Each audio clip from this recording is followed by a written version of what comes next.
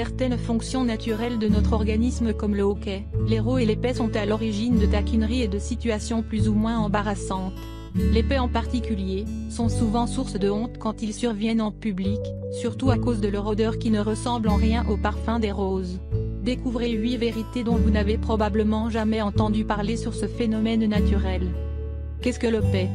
Le paix est le nom qu'on donne généralement au phénomène de la libération des gaz intestinaux par l'anus.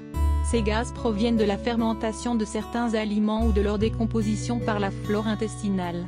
Ils sont également favorisés par une mastication trop rapide qui permet à une grande quantité d'air d'arriver à l'estomac. Pour vous aider à mieux connaître ce phénomène, voici 8 vérités sur les paix dont vous n'avez probablement jamais entendu parler. 8 vérités sur les paix. Les hommes paient autant que les femmes. Selon les croyances populaires, les femmes émettent moins de gaz intestinaux que les hommes. Mais scientifiquement parlant, ceci n'est pas vrai, ils sont égaux sur ce point-là.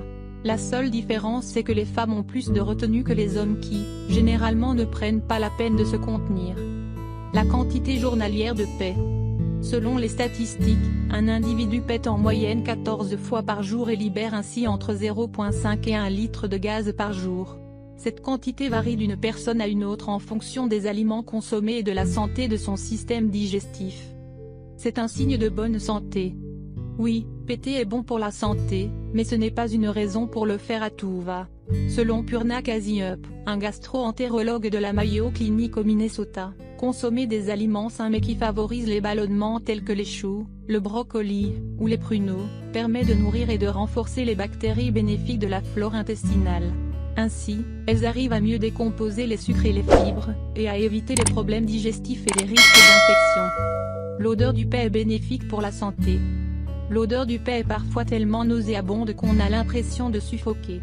Or, cette odeur désagréable due à un taux élevé de sulfure d'hydrogène, caractérisé par son odeur d'œuf pourri, a un effet bénéfique sur nos cellules.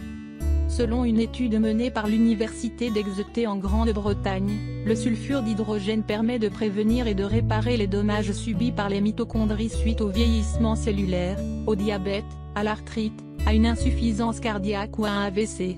Ce gaz produit naturellement par les cellules stressées, sert à préserver les mitochondries, qui sont leur principale source d'énergie, et à lutter contre l'inflammation et à y survivre. Leçon des paix. On remarque que certains paix sont silencieux et passent inaperçus alors que d'autres se font beaucoup plus remarquer par le son de klaxon qu'ils émettent.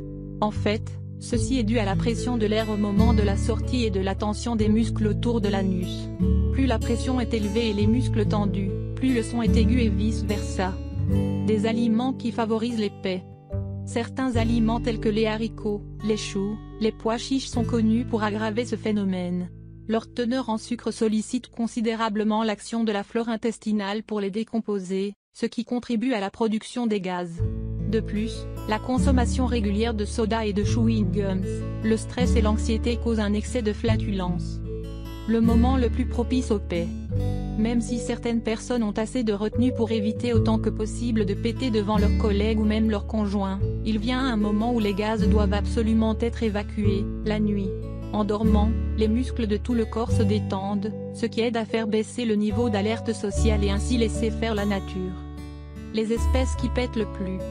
Les termites sont l'espèce qui produit le plus de flatulence, suivie par les chameaux, les zèbres, les moutons, les vaches, les éléphants et les chiens.